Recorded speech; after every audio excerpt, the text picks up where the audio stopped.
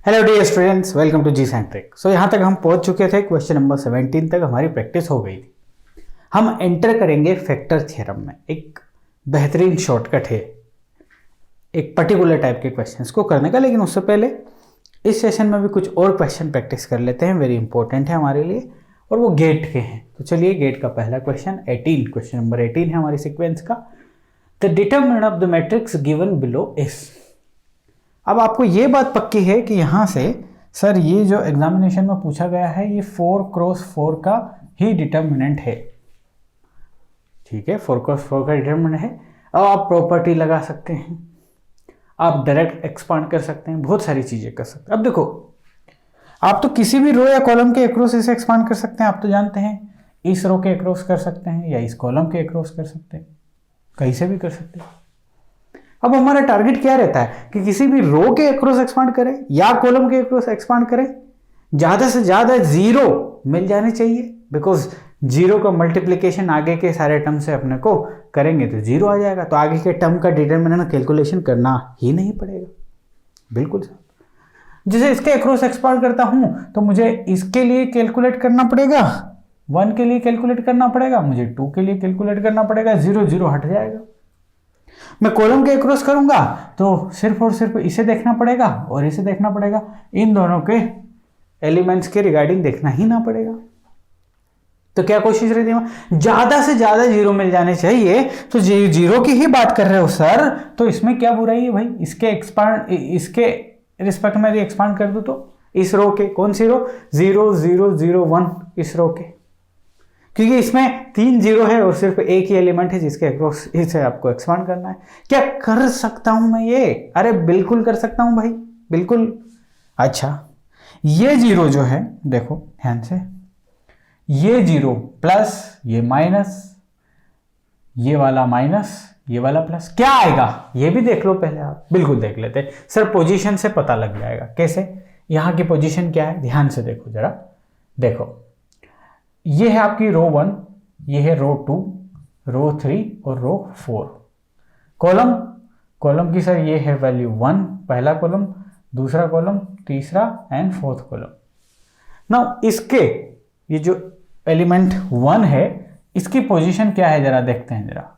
Sir इसकी position है, ये 3 रो का है, मतलब इसको बोलेंगे A3 4, ये बोलेंगे साहब A3 4 है ये एलिमेंट, बिकॉज ये 3rd रो में और 4th कॉलम में है।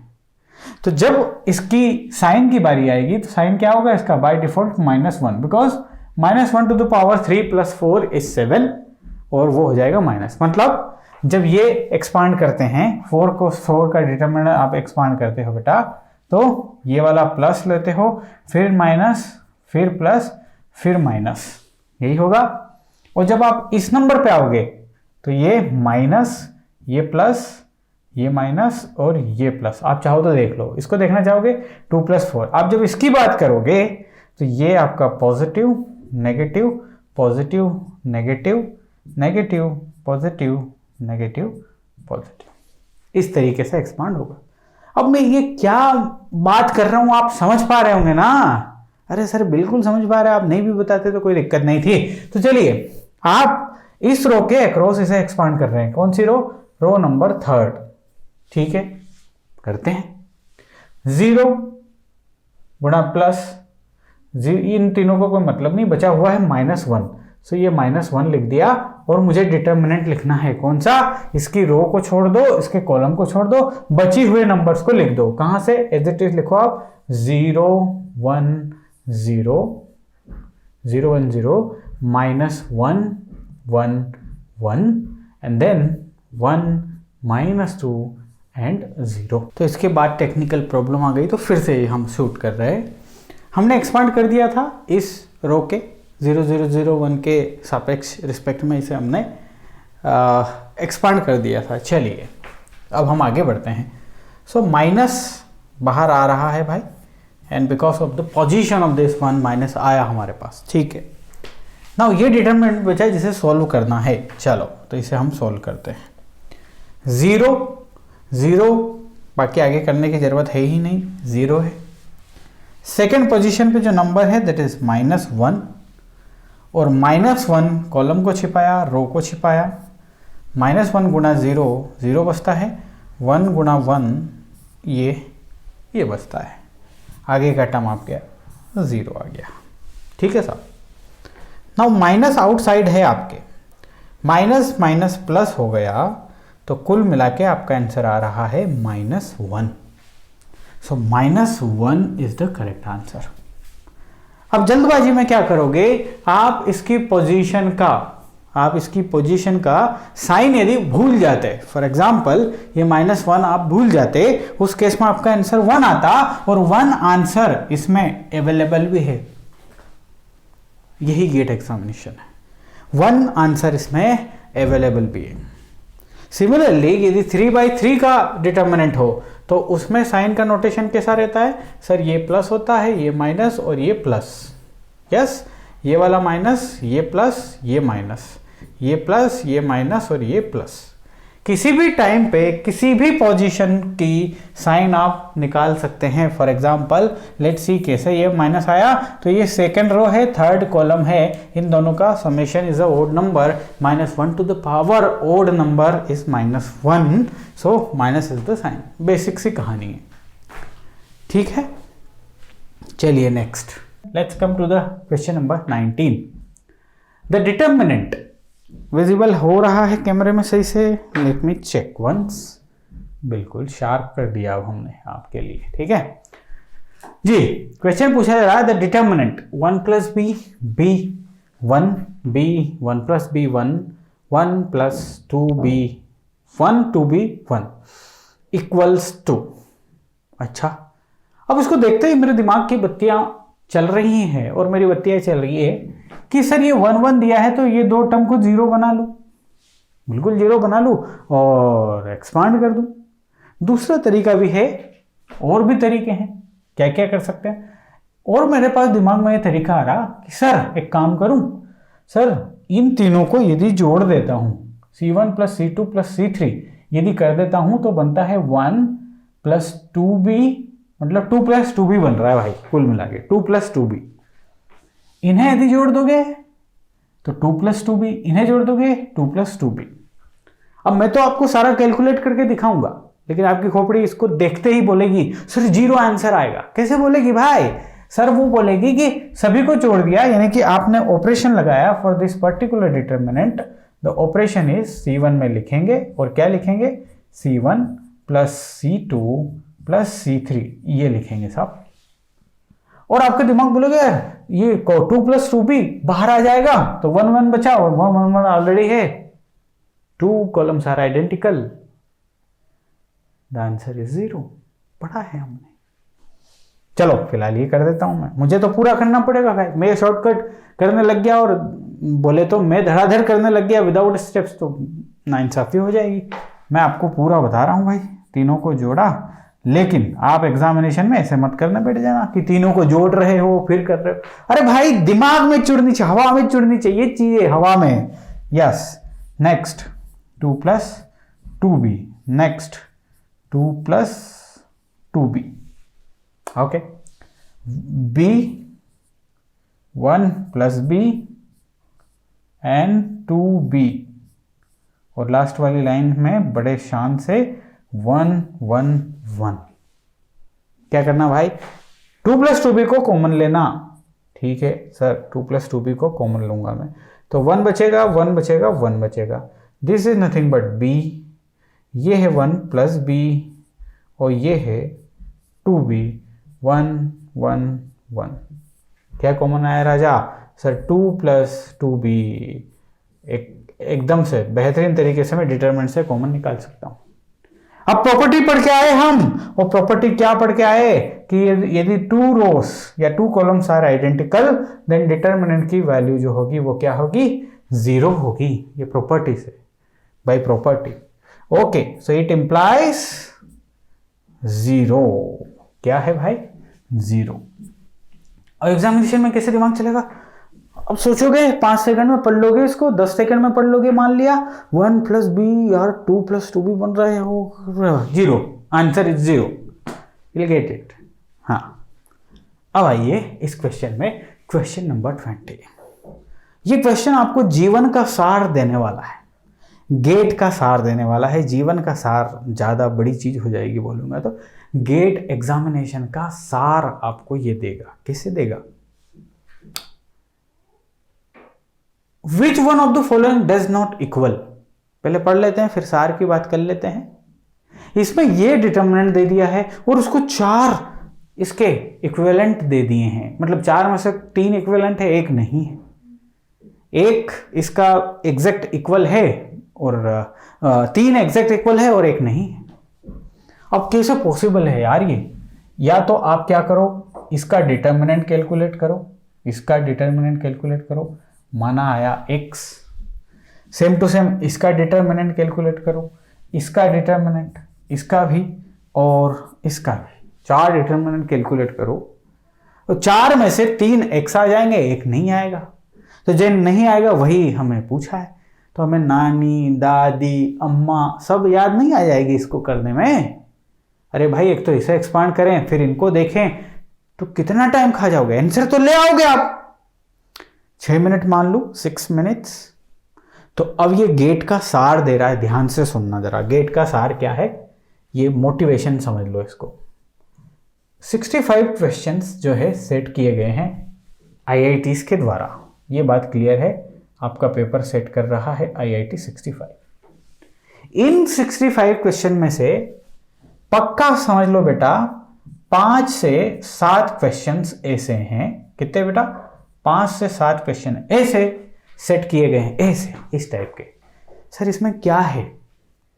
इसमें है ताकत आपके कॉन्फिडेंस को गिराने की। गेट एग्जामिनेशन, गेट एग्जामिनेशन के बारे में आप सब जानते हैं कि ये जो गेट है ना बेटा, इसमें ए का फुल फॉर्म आपके एप्टीट्यूड से है। They are checking your aptitude, your presence of mind. कैसे ये आपका खेल करेगा एग्जामिनेशन में? कौन से 5-7 क्वेश्चन इस टाइप के सर थोड़ा सा अच्छे से समझाने की कोशिश करिए ना। तो कर रहा हूं ना, आ जाना बेटा। देखो बेटा, आपका पेपर आया, ऑल द बेस्ट, पेपर देने गए आप। और पेपर देने गए, आपने पहला क्वेश्चन उठाया और आपने फील किया वाव मजा आ गया, क्योंकि आपकी प्रिपरेशन बहुत अच्छी है। आपने दूसरा क्वेश्चन किया, तीसरा क्वेश्चन किया, 5वां क्वेश्चन किया, चौथा क्वेश्चन, और सारे बन गए आपसे भाई, क्योंकि आपकी प्रिपरेशन अच्छी चल रही है। वो आपको बड़ा मजा आ रहा। 5 क्वेश्चन धड़ाधड़ गेट एग्जामिनेशन में बना दोगे तो आपको अंदर से कीड़े काटेंगे। किस चीज के? वाव फैक्टर के। यानी कि आपको जो कॉन्फिडेंस है ना बेटा, वो बढ़ता चला जाएगा। जितने क्वेश्चन सोल्व होते जाएंगे वो आपका कॉन्फिडेंस बढ़ता चला जाएगा। और ये कॉन्फिडेंस आने वाले सारे क्वेश्चंस में बेहतरीन तरीके से आपको सपोर्ट करेगा। अब होगा क्या कि क्वेश्चन नंबर 6 में जैसे ही आप पहुंचते हो, इस टाइप का क्वेश्चन डाल दिया है जो 5 से 6 मिनट ले लेगा आपके। ये सारे 2-2 मिनट के अंदर आपने बना दिए, 3 मिनट ले लिए मैक्सिमम। इस क्वेश्चन ने आपके 7 मिनट ले लिए भाई, वहां पे 7 मिनट ले लिए। और ये हमारे IIT ने डिजाइन किया है आपके लिए। और ऐसे पूरे आउट ऑफ 65 क्वेश्चन में से 5 से 6 क्वेश्चन उसने डिजाइन की हैं आपके। एग्जाम का पैटर्न समझो। ये 7 मिनट आपने यहां डिवोट कर दिया ना, तो आपका जो बना बनाया जो कॉन्फिडेंस है ना बेटा, ये कॉन्फिडेंस अब इसमें कमी आ जाएगी। ये छोटा डंडा कर देता हूं, इसमें भारी कमी आ जाएगी। बिकॉज आप इस क्वेश्चन में फंस गए 7 मिनट। अब आपको लगेगा कि यार ये 5 मिनट 15 मिनट में कर दिया और ये 7 मिनट ले लिया, यानी कि 21-22 मिनट में मैं 6 क्वेश्चन कर पाया हूं। आप अंदर ही अंदर से डरने लगेंगे। क्या डरने लगेंगे? अच्छा, आपका कॉन्फिडेंस कम हुआ, लेकिन हार तो मानी नहीं ना आपने। आप फिर से क्वेश्चन नंबर 7 पे गए, बिल्कुल बना दिया आपने। लेस कॉन्फिडेंस के साथ बनाया, एरर होने के चांसेस ज्यादा। 8वां क्वेश्चन हुआ, 9वां क्वेश्चन हुआ, 10वां क्वेश्चन हुआ, 11 क्वेश्चन हुआ। ये सारे लेस कॉन्फिडेंस के साथ बने हैं। और यहां आपका कॉन्फिडेंस ग्रेजुअली इंक्रीज होता जा रहा था। यहां पे कॉन्फिडेंस इंक्रीज हो रहा होगा बट बहुत स्लो, बिकॉज एक बार आप धोखा खा चुके हैं। और अगेन हमारा IIT खेल करेगा, आपको क्वेश्चन नंबर 12 दे देगा। अगेन आपसे वो क्वेश्चन तो बनेगा, लेकिन वो आपके 7 से 10 मिनट लेगा भाई साहब। क्या कर लेगा ये आपके 7 to 10 मिनट्स। सो मैं तो एवरेज 7 मिनट से ही लिख दे रहा हूँ। आप पुराना कोई सा भी पेपर उठा के देख लीजिए, ये मेरी एनालिसिस है, बहुत काम की बात है। अगेन यहाँ पे 7 मिनट यदि आपने डिवोट कर दिए तो अब आपके कॉन्फिडेंस के भट्टे बैठ जाएंगे, भट्टे बैठ जाएंगे, मतलब कॉन्फिडेंस जो है ना वो एकदम गर्त में चला जाएगा भाई, गर्त में चला जाएगा। यदि 7 मिनट यहाँ, अब आपके हाथ पैर फूलने स्टार्ट हो जाएंगे। और once you lose the confidence, फिर आगे के सारे क्वेश्चन हवा में, हवा के भरोसे रहेंगे, प्रकृति के भरोसे रहेंगे सारे क्वेश्चन, क्योंकि आपने आपका मोमेंटम लूज कर दिया, आपने आपका कॉन्फिडेंस लूज कर दिया है जी। और लूज कॉन्फिडेंस में एरर करोगे, बस अब आपका पूरा पेपर फुल ऑफ एरर्स होगा। और इस गेट एग्जामिनेशन को इतना ब्यूटीफुल डिजाइन किया गया है कि आप एरर करते रहें, क्योंकि गेट की जो एग्जाम है ना बेटा वो बहुत इजी एग्जाम है। यदि बड़ी बड़ी एग्जाम से इसे कंपेयर करूं ना, बड़ी बड़ी एग्जाम से, JEE से ही कंपेयर कर लो इसको, नीट JEE लेवल से भी कई गुना लो लेवल है इसका, समझ लो। कहने का मतलब बड़ी इजी एग्जाम है, लेकिन एप्टीट्यूड बीच में घुसेड़ दिया ना इसमें, प्रेजेंस ऑफ माइंड यूज करेगा। इजी एग्जाम है, स्कोर कर, लेकिन इस टाइप का आपका इसने रास्ता जो बनाया है ना वो इस टाइप का बना है कि जगह जगह गड्ढे डाले हुए हैं आपके लिए। अब जो मूर्ख बंदा है वो तो गड्ढे में गिरेगा ही, आपको नहीं गिरना है। क्या करना सर, क्या करना है ये बताइए ना आप, फिर ऐसा हो जाएगा तो मैं बता रहा हूं। ये 6 मिनट में क्वेश्चन आया है, छठे नंबर का, ये 12 नंबर का। ऐसा नहीं आएगा कि छठे 12 पे आएंगे भाई, रेंडम फंसे रहेंगे चारों तरफ। आपको क्या करना है, आपको राहुल द्रविड़ बन जाना है, इस बॉल को छोड़ना है, जाने दो कीपर के पास, नहीं करना हमें एग्जामिनेशन में, छोड़ दो। आपको फील हो जाएगा यार ये ज्यादा टाइम लेगा तो वहीं छोड़ दो, 1 मिनट में फील हो जाए कि यार ये तो वहीं छोड़ दो, उसको छोड़ दो, उसको छोड़ दोगे तो थोड़ा सा कॉन्फिडेंस लूज करोगे, मानता हूं छोड़ने से, लेकिन ये आपकी स्ट्रेटजी का पार्ट है। जो इस टाइप के क्वेश्चन है उनको सबको बाद में करना है, एग्जामिनेशन में छोड़ के नहीं आना है, उस टाइम में छोड़ना है, बाद में करेंगे। अब क्या होगा, पूरा आपका समय चल रहा है, एक टाइम ऐसा आएगा कि 2 आवर्स में 2 आवर्स हो जाएंगे और आप लगभग 60 क्वेश्चन कर चुके होंगे, 60 क्वेश्चंस कर चुके होंगे। अब आपका रिमेनिंग जो समय है वहां पे आप इन्हें उठाएंगे जो आपको फंसाना चाह रहे थे। यकीन मानिए यदि 60 या 50 क्वेश्चंस आप कर चुके होंगे ना तो आप कॉन्फिडेंस के ऐसे पुल पे बैठ जाएंगे ना कि ये जो है ना फंसाने वाले, अब इनको आप ऐसे कर दोगे। मैं नहीं बोल रहा सारे बन जाएंगे, लेकिन आप बनेंगे भी तो कॉन्फिडेंस आपका लूज नहीं कर पाएंगे ये लोग, और आंसर भी आएंगे। ट्राई करिएगा टेस्ट सीरीज में। तो बेटा कहने का मकसद समझ गया ना, कुछ क्वेश्चंस को हम छोड़ देंगे एग्जामिनेशन में, बाद में करेंगे। उसका मैंने एक क्वेश्चन का एक एग्जांपल देके आपको ये दिखाया है, आपने सोल्व किया, इसे टाइम लिया, अच्छा तो मैं भी छोड़ दूं क्या? अरे भाई मैं क्यों छोड़ूंगा, मेरा मकसद तो है कराना, यस और नो। चलो ये हमारा मोटिवेशन सेशन था, इसको हमने यहां कर दिया। ओके, अब आते हैं हम इस क्वेश्चन पे। क्या बोल रहा है question, which one of the following does not equals. अब ये टेक्निकल एरर के चलते मिट गया था पूरा, फिर से लाए हम इसको, ये बच गया बस, इसका अच्छा रहा। ओके, क्या हमने यहाँ पे डिस्कशन कर लिया था कि इसको यदि सॉल्व करना है तो इसको डिटरमिनेंट की वैल्यू निकालेंगे, इनकी डिटरमिनेंट की वैल्यू निकालेंगे, तो फिर तो दिक्कत आ जाएगी। तो पहले तो मैं लॉन्ग कट से करता हूँ, फिर शॉर्टकट पे आ जाएंगे। शॉर्टकट भी तो सिखाना पड़ेगा। लॉन्ग कट क्या कहता है, इसको उठाओ, इसको उठाओ, इसको उठाओ, इसको उठाओ और इसको ऐसा अपडेट करो कि ये ऐसा बन जाए, और देखो ये ऐसा बनता है या नहीं बनता है। चलो मैं पहले ऑप्शन को ही उठा लेता हूँ, बाय ऑप्शन जाना पड़ेगा, स्टिल इट्स टेकिंग टाइम। हाँ इसीलिए मैंने बोला, मोटिवेशन दे दिया ना आपको, ठीक है। कम हुआ ही, इसको मैं अपनी प्रॉपर्टी जो पढ़ी थी अपन ने, प्लस वाली पढ़ी थी ना, this element plus alpha 1 expand कर सकते हैं। तो आप में से बहुत सारों को कन्फ्यूज़न होगा इसमें, तो यहाँ पे आपका कन्फ्यूज़न दूर हो जाएगा। इसे यदि एक्सपांड करना है बेटा, ये x का मल्टीप्लाई कर दिया मैंने, वाई स्क्वायर प्लस वाई हो गया, जेड स्क्वायर प्लस जेड हो गया। इसे यदि एक्सपांड करना है ना बेटा, तो 1 बाय 1 करना, मतलब पहले इस कॉलम में जो +1 है उसे बाहर निकाल लेना। ऐसा नहीं कि यहाँ से 1 बाहर निकल गया, यहाँ से x, नो, यहाँ से 1 बाहर निकालेंगे। और जो हमने प्रॉपर्टी पढ़ी, सॉरी एक्स वाई जेड है ये, हमने जो प्रॉपर्टी पढ़ी उसके अकॉर्डिंग ये हो जाएगा, ये plus sign 1 1 1 x square plus x, y square plus y, z square plus z, और ये +1 यहाँ पे 1 1 1 बन जाएगा। समझ में आ गई बात? और ये प्लस साइन।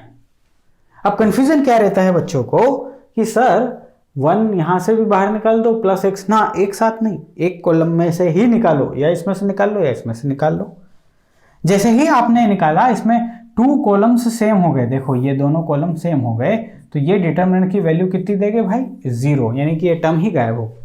ठीक है, अब हमारे पास बचा ये, इसको भी खोल लो, 1 1 1, अब प्लस x बाहर लिख देंगे, x square y square z square x y z plus, अब इसको लिख लो 1 1 1 x y z x y Z.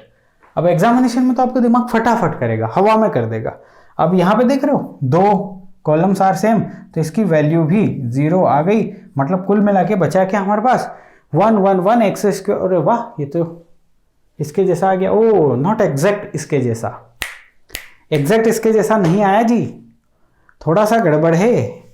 गड़बड़ क्या है कि ये चेंज है, और इसको एज इट इज बनाओगे तो माइनस साइन बाहर आ जाएगा, तो यही आ गया कि ये बंदा इक्वल नहीं है, this one is not equal to this. आपका आंसर आ गया। लेकिन मान लो ये आंसर नहीं आता, तो फिर आप किसे उठाते? बी वाले को उठाते। चलो ऑप्शन बी को उठाते हैं हम, बाकी सी और डी आपके ऊपर छोड़ देंगे, आपको करना है प्रैक्टिस। इसमें से मैं 1 को बाहर निकालता हूँ, 1 बाय 1 निकालना, ध्यान रखें इस बात का।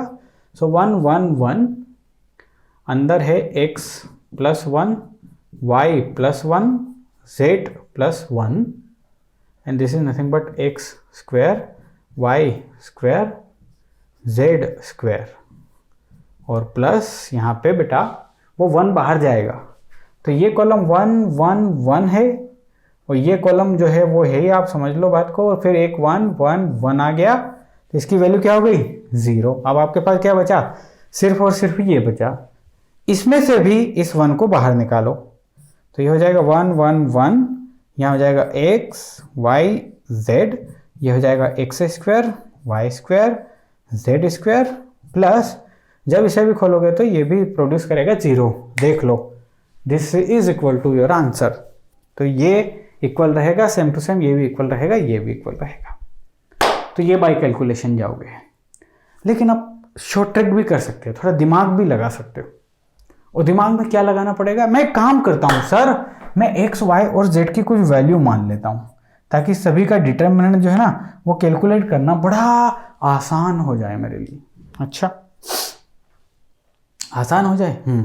तो सर x की वैल्यू 1 मान लेता हूँ, y की वैल्यू 2 मान लेता हूँ, और z की वैल्यू 0, रेंडम कुछ भी मान लीजिए।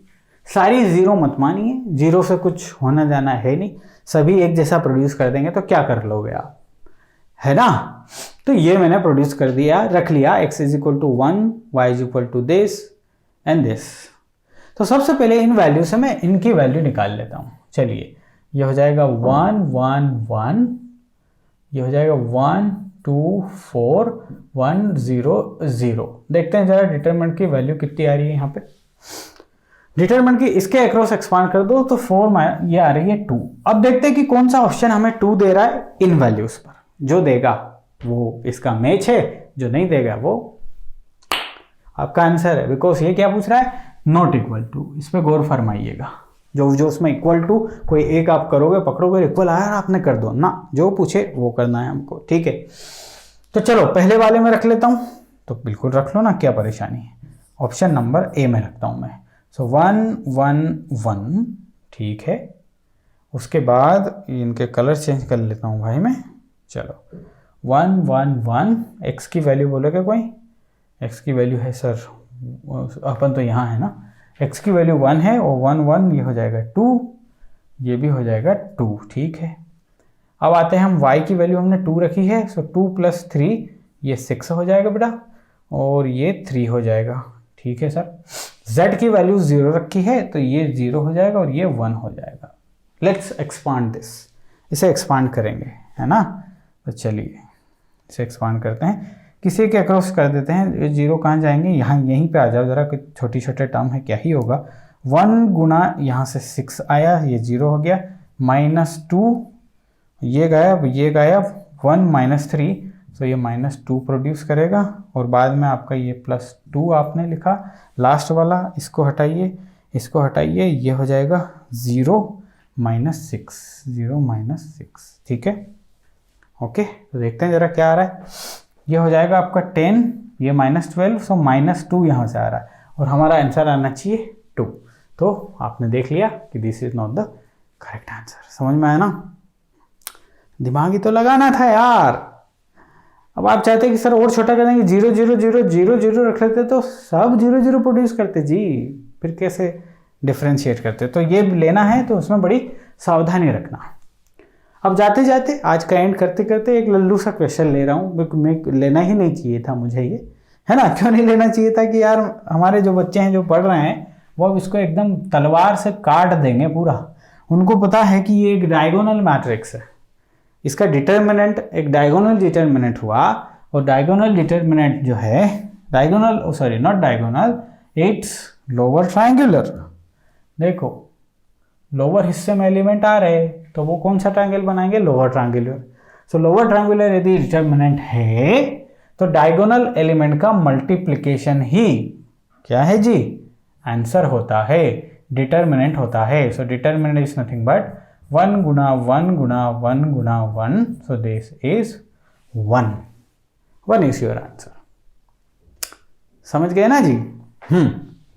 चलिए, तो आज के लिए इतना ही। अगली क्लास में मिलिए और वहाँ पे हम बहुत ही महत्वपूर्ण टॉपिक पढ़ने वाले हैं, और उस टॉपिक का नाम रहेगा फैक्टर थ्योरम। क्या होगा उससे, बड़े मज़े आ जाएंगे उससे आपको। फैक्टर थ्योरम आप अपनी नोटबुक में क्वेश्चन नंबर 11 देखें।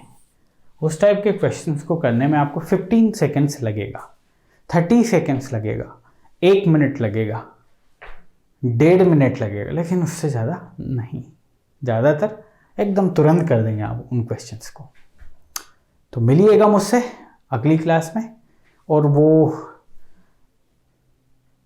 उस यूनिट तक आने से पहले आपका मकसद रहेगा कि सारा जो भी पढ़ा है अभी तक आपने वो आप रिवीजन करेंगे। गॉट द पॉइंट ना? चलिए, बाय बाय।